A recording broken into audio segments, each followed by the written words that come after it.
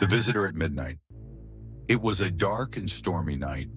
Emily had always enjoyed the rain, the sound of it, the scent of the wet ground, the way the world seemed quieter when it rained. But tonight something was different. Something felt odd. She sat in her modest apartment, alone. The wind howled outside, shaking the windows.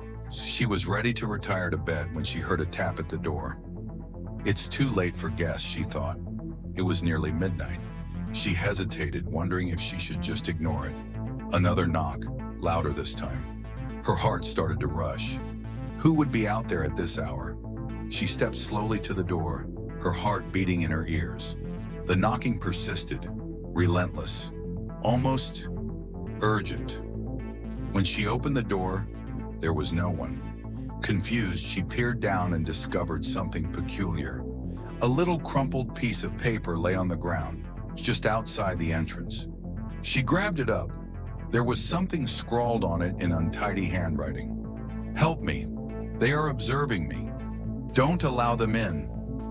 Emily's stomach twisted in knots. Who had left this? She looked around, but the corridor was empty. No sign of anyone, just darkness. She closed the door, feeling the weight of the message crushing on her chest. Was it some type of prank, or was it real? She attempted to shrug it off, but the notion persisted. She couldn't quit thinking about the words. As she turned out the lights and crawled into bed, she heard it again. A quiet knock at the door. It was too gentle to be the breeze, too purposeful to be random. Knock, knock, knock. Emily's breath caught in her throat. She didn't move. It wasn't feasible. It couldn't be happening again. She gently groped for the lamp, her fingers shaking. Another knock, this time louder, more powerful. She switched the lamp back on, heart thumping. She raced to the door, eyes wild with horror. She knew she had to see what was on the other side. But as she opened the door, no one. The corridor was empty, the blackness reaching into the nothingness.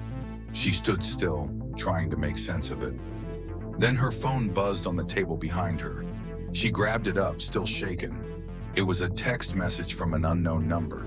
The message was simple, but it sent chills down her spine. "Don't open the door again. They're not gone." Her heart pounded in her chest. Who was this? How did they know? She turned to the door, her body rigid. And then, the doorbell rang. She froze.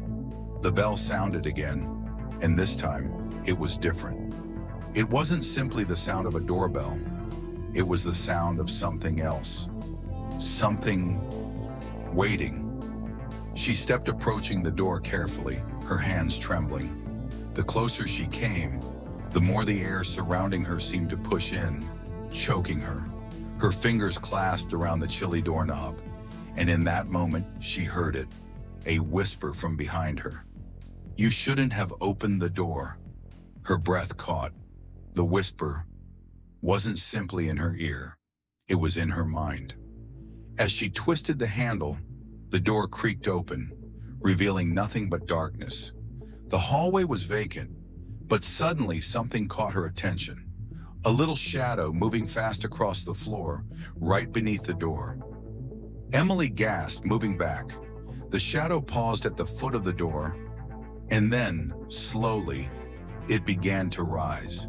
And that's when she noticed it, a pair of eyes peering back at her through the opening in the door. Eyes that were not human, eyes that were not intended to be. The door slammed shut, the shadow fading into the nothingness. And in that instant, Emily knew what had been knocking all along. It was never human, and now it was inside.